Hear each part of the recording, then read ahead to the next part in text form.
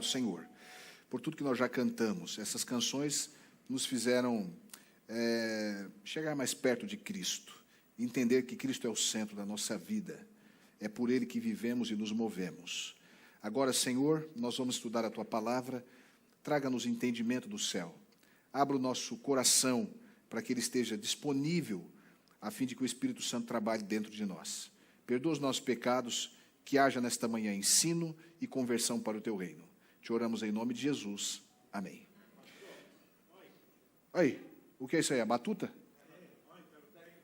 Vocês sabem o que é batuta, não? Batuta é aquele pauzinho que o maestro rege. É que eu estava ensaiando com eles lá em cima, tocando, e o Carlinhos chegou e está ensaiando também, está cantando. E eu disse assim, agora podemos começar, depois que o Carlinhos chegou. Eu amo o Carlinhos de montão, vocês não fazem ideia. O Carlinhos é de uma pureza e de uma coisa, é alguma coisa extraordinária que a gente deveria aprender com ele. Vamos lá, irmãos, fazer uma rápida recapitulação, Gênesis capítulo 3, para a gente entender o porquê do ponto central, tá bom? Gênesis capítulo 3. Acompanha comigo o que está no versículo 23 e 24. Diz assim a Bíblia: O Senhor Deus, por isso, o lançou fora do jardim do Éden, a fim de lavrar a terra de que fora tomado. E o expulsou, o homem colocou querubins ao oriente do jardim do Éden, e o refulgir de uma espada se revolvia para guardar o caminho da árvore da vida. O que a Bíblia está dizendo? Que com a decisão de Adão e Eva de pecar contra o Senhor, eles pecaram e eles com isso foram expulsos do jardim. Eu expliquei a semana passada que o Senhor pedagogicamente os ensinou o preço do pecado deles. E o preço disso foi a morte de um cordeiro sem defeito, um cordeiro substituto, que não fez nada, o inocente morreu no lugar do pecador. Então, pedagogicamente, no Antigo Testamento, isso iria acontecer com frequência. Deus fez vestimenta de peles e os expulsou do jardim. Por que os expulsou do jardim? Para que eles, em pecado, não tivessem acesso à árvore da vida. E por que não? Porque se eles comessem em pecado o fruto da árvore da vida, eles viveriam eternamente em pecado. E pastor, o que significa viver eternamente em pecado? Significa viver eternamente com câncer, eternamente com depressão, eternamente com Alzheimer, eternamente com qualquer doença. Então o Senhor os privou disso e os expulsou do jardim. Foi difícil? Foi. Diz a Bíblia que o Senhor colocou anjos com espadas na porta do jardim, para que eles não tivessem mais acesso ao jardim. No capítulo 4, você vai perceber que aconteceu o primeiro homicídio, que é o Caim matando quem? Abel. E por que isso aconteceu? Porque eles iam sempre à porta do jardim fazer o quê? Oferecer o sacrifício semelhante àquele que Deus ensinara dentro do jardim, do cordeirinho. Vocês lembram lá da demonstração que eu fiz aqui? Então, sempre quando eles entendiam que pecaram contra o Senhor, o que eles faziam? Pegavam o cordeiro, separavam o cordeiro sem defeito, levavam à porta do jardim, porque sem sangue não há remissão do quê? De pecados. E um dia, os dois irmãos foram lá, filhos de Adão e Eva. Caim, ele nunca aceitou o pai e a mãe, a família, ter sido expulsos do jardim. Ele não aceitava. Você sabe de uma coisa? Caim aqui representa muitos de nós, às vezes nós mesmos, né? Quando vem alguma coisa muito pesada, muito dura na nossa vida, uma perda muito grande. E ontem eu conversava com uma pessoa e falava sobre isso, falava assim, Satanás ele é tão cruel, ele é tão ruim, que ele planta a dor, planta o sofrimento, planta o pecado, planta a miséria, e depois ele nos leva a questionar quem? Deus. E ele sai como se não tivesse feito nada. Ele fica no cantinho assistindo tudo. E nós somos levados a questionar a Deus, quando na verdade quem causou a miséria foi ele. E isso aconteceu com Caim, porque Caim, ele não aceitava que a escolha foi feita pelo pai, não foi Deus que quis aquilo. Então no dia de apresentar a oferta, ele levou o quê? O melhor da terra, o melhor fruto da terra. E Abel levou o cordeiro. Ambos sacrificaram. Só que Deus não aceitou tudo. Aqui vem uma lição que eu já tenho falado com vocês há muito tempo, irmãos. Deus não aceita necessariamente aquilo que a gente entrega. Você pode entregar o seu melhor, mas se não foi o que Deus pediu, Ele não aceita.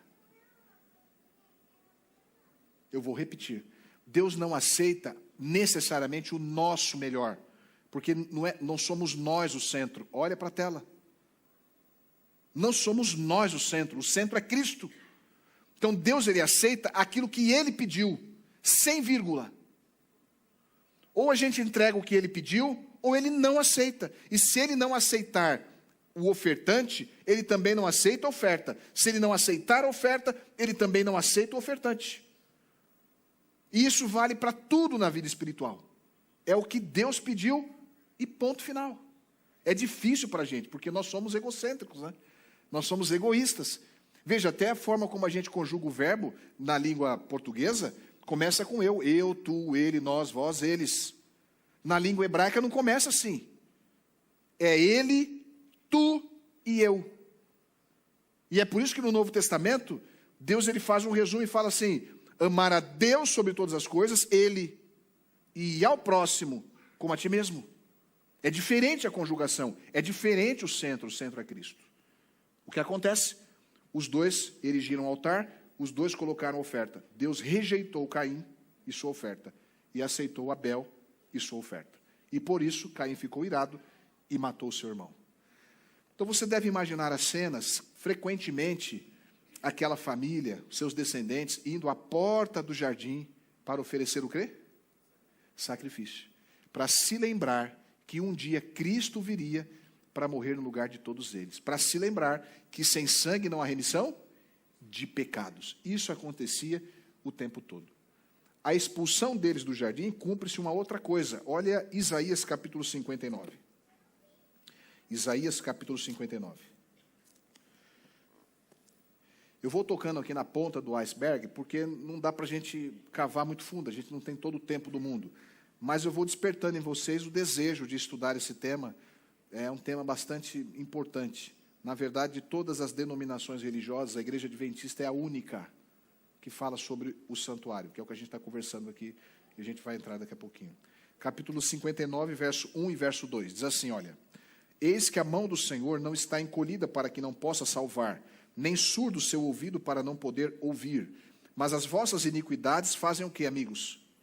Separação entre vós e o vosso Deus, e os vossos pecados encobrem o seu rosto de vós, para que vos não ouça. Por esse texto fica claro que o pecado trazido ao mundo pela escolha de Adão e Eva, aqui no nosso planetinha, trouxe separação entre nós e Deus. Por isso, o ser humano está alienado. Quando eu li a semana passada que Deus pediu para fazer um santuário para que pudesse habitar no meio do povo, é a forma que Deus escolheu para se fazer presente no nosso meio. Caso ele não decidisse fazer isso, nós estaremos totalmente perdidos, alienados e escravos de Satanás. Então, aquilo que aconteceu na porta do Jardim do Éden, aconteceria todo dia lá no santuário, e eu expliquei a semana passada. Só que tinha uma festa que acontecia uma vez por ano. E eu quero meditar com você Levíticos capítulo 16. Levítico capítulo 16.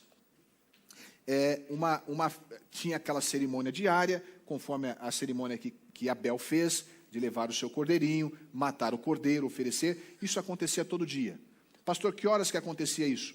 9 horas da manhã, 3 horas da tarde. Sacrifício da manhã, sacrifício da tarde. Todo dia. O sangue dessa oferta ia para dentro do santuário, e eu já disse a vocês. Ele era colocado nas 4 pontas do altar de incenso, representando a oração daquele que foi feito lá, do ofertante, que fez lá fora. O sangue também era aspergido na cortina que separava o lugar santo do lugar santíssimo. Então, este sangue, ele trazia, entre aspas, impureza para o santuário. Porque era o pecado do ofertante depositado onde agora? Dentro do santuário. Primeiro foi transferido para o cordeiro.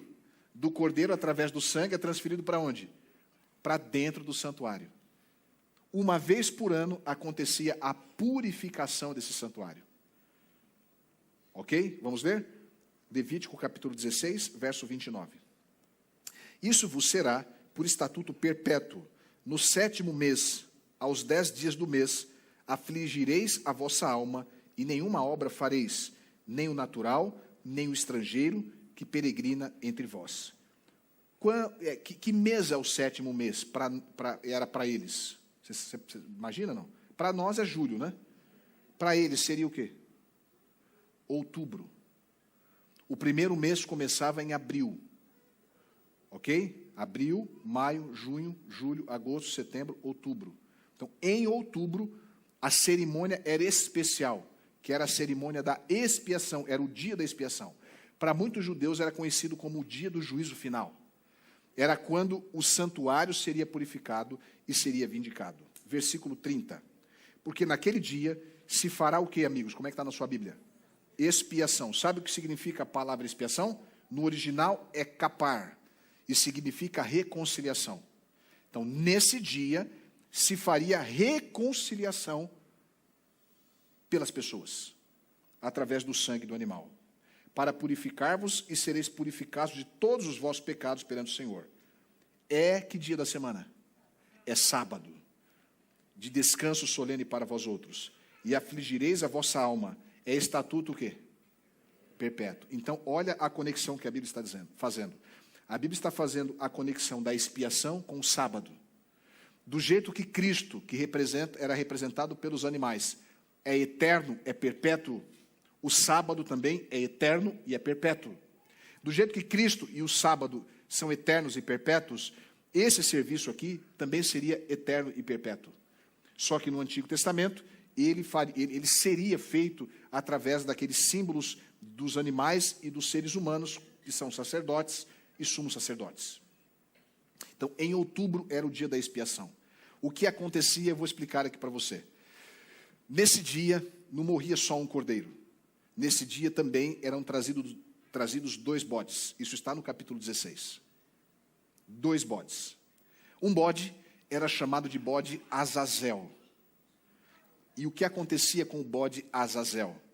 O bode Azazel, ele levava sobre ele também os pecados de todos. Só que ele não morria pelos pecados de todos. Você está entendendo? Ele levava os pecados de todos, mas ele não morria. De todos, e quantos dias? De todo o ano, porque era o evento do ano.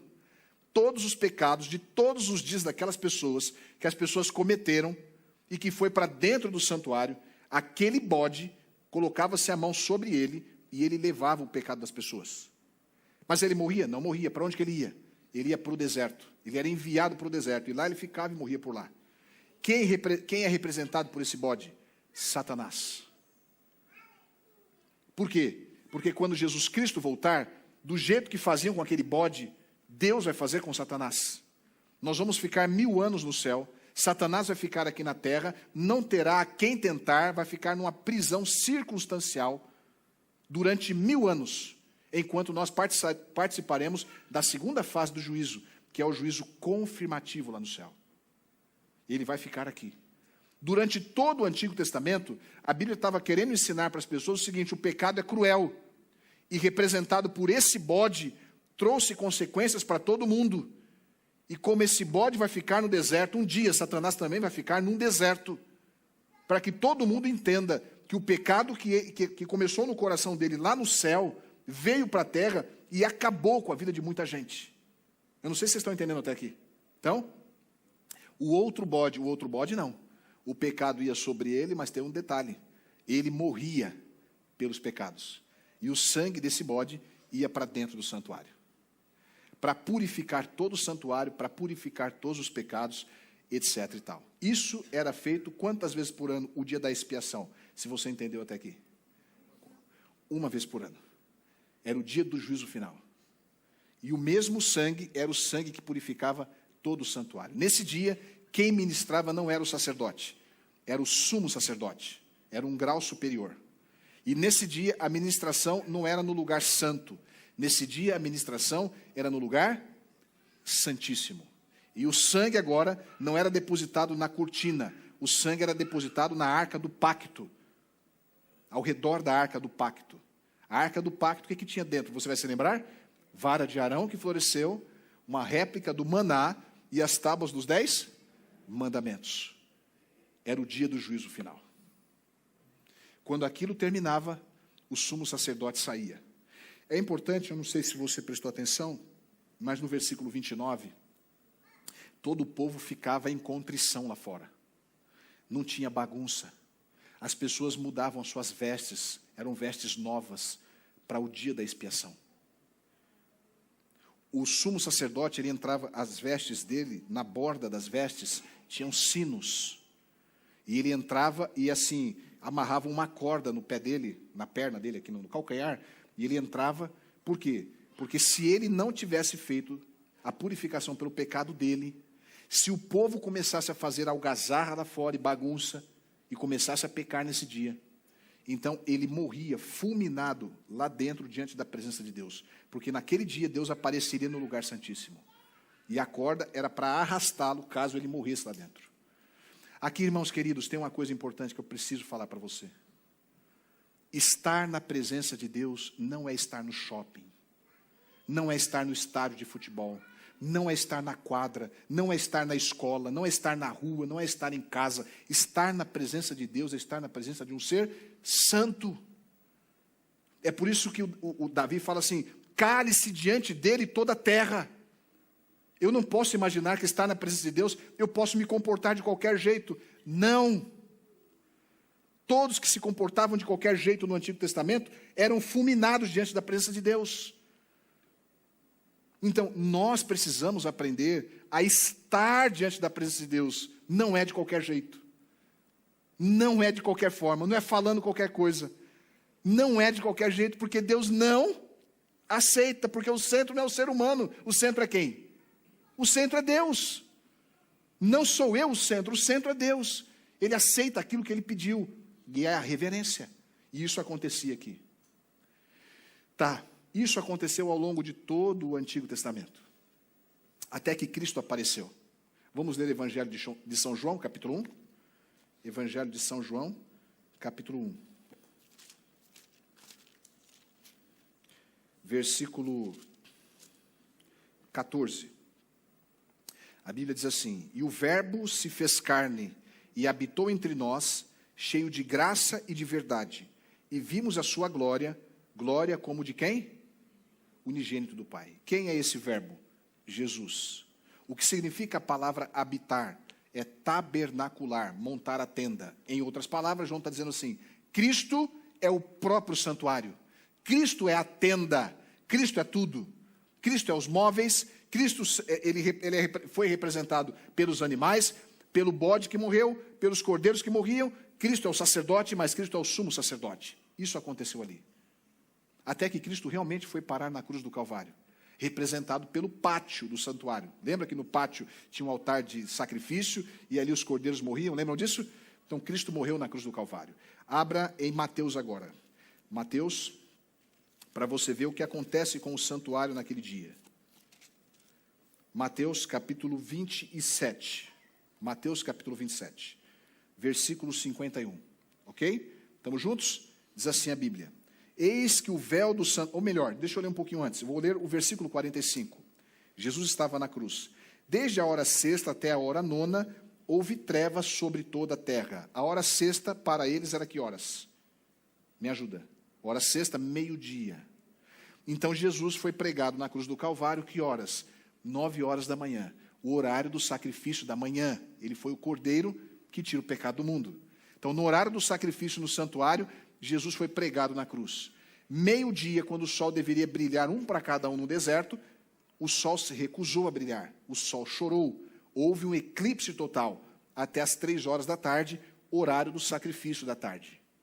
Às 3 horas da tarde, vamos ler aqui, continuar a leitura, verso 46, por volta da hora nona, que é 3 da tarde, clamou Jesus em alta voz, dizendo, Eli, Eli, lama sabachthani, o que quer dizer, Deus meu, por que me desamparaste? Versículo 50. E Jesus, clamando outra vez, com grande voz, entregou o Espírito, ou seja, morreu. Mas o véu do santuário fez o que, irmãos? Rasgou-se. Isso aqui é importante. Tem várias músicas que falam sobre isso. Tem uma delas que eu estou lembrando agora, acho que é do Luiz Cláudio e do Projetarte, que eles cantam assim, mas o véu se rasgou de alto a baixo, revelando o santo lugar. O que isso quer dizer, quando o véu se rasga de alto a baixo? Que antes, quem tinha condições e autoridade para entrar no lugar santíssimo era apenas o sumo sacerdote. Com a morte de Cristo na cruz do Calvário, o véu do santuário, revelando o lugar santíssimo do santuário, ele abre um espaço para que todos nós tenhamos acesso ao lugar santíssimo do santuário. Mas não o santuário terrestre, o santuário celestial. E também agora não é pelo sangue de bodes ou de cordeiro, é pelo sangue de Cristo. Então, naquela ocasião, quem tinha acesso ao santuário, lugar santíssimo, era o sumo sacerdote uma vez por ano.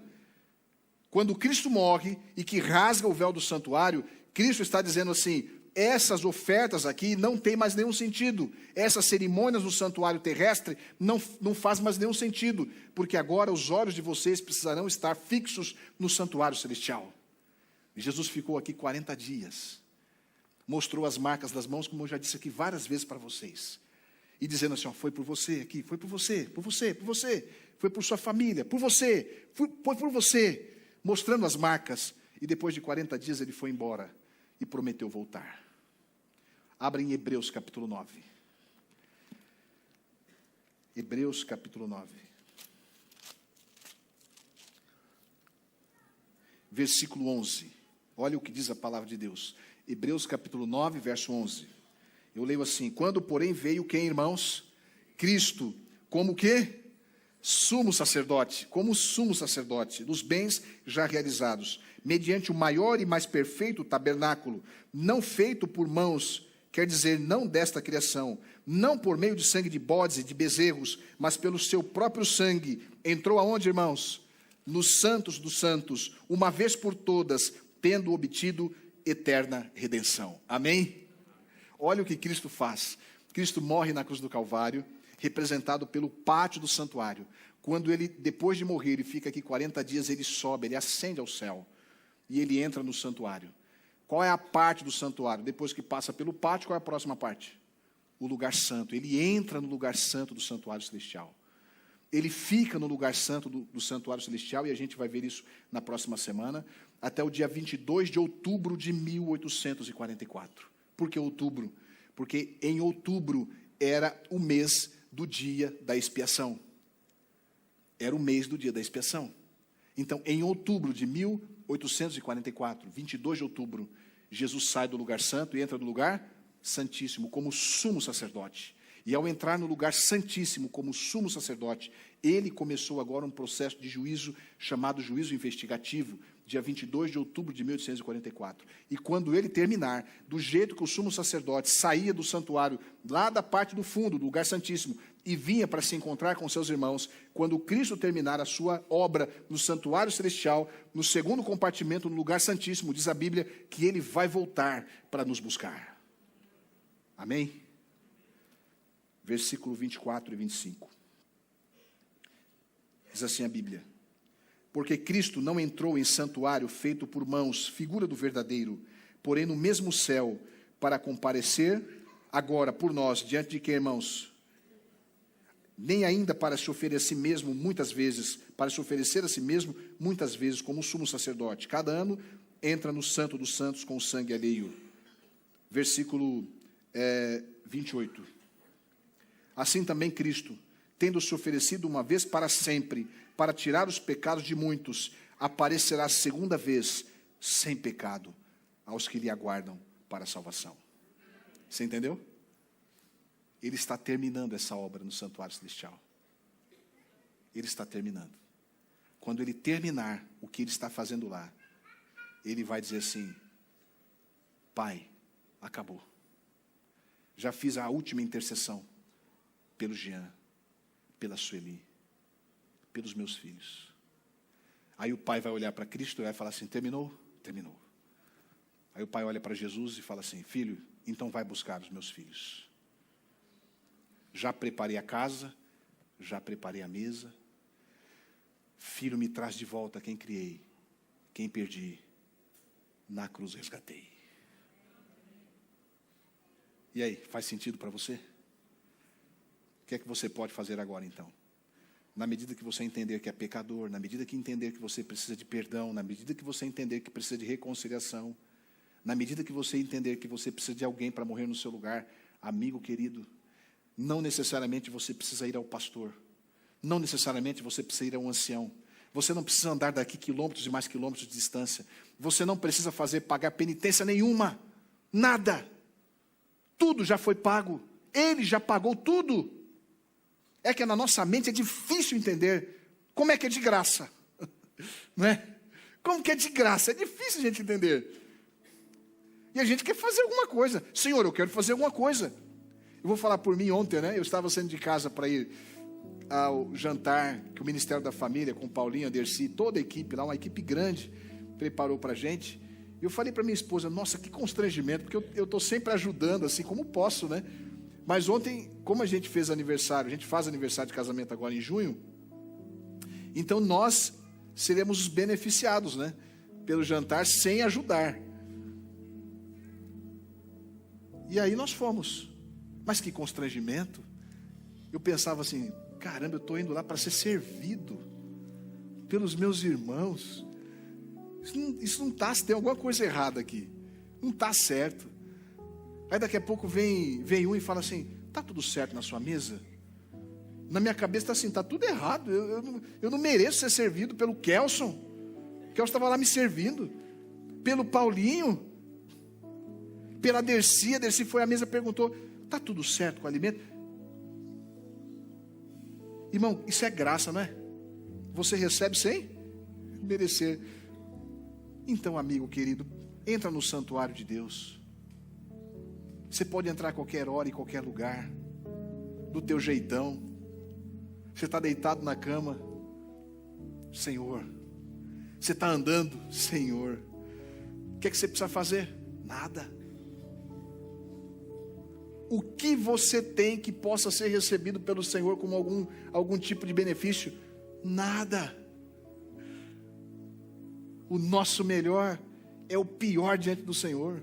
A gente não tem nada para oferecer, então vai pelo sangue do Cordeiro. Vai pelo sangue de Cristo. Porque quando Ele morreu na cruz do Calvário, o véu se rasgou para mostrar para você que agora você tem acesso livre ao trono do Senhor, pela oração. 0800 de grátis, paga nada, entra no trono do Senhor, e sabe quem você vai encontrar lá? Deus o Pai, e Cristo como seu advogado, intercedendo por você.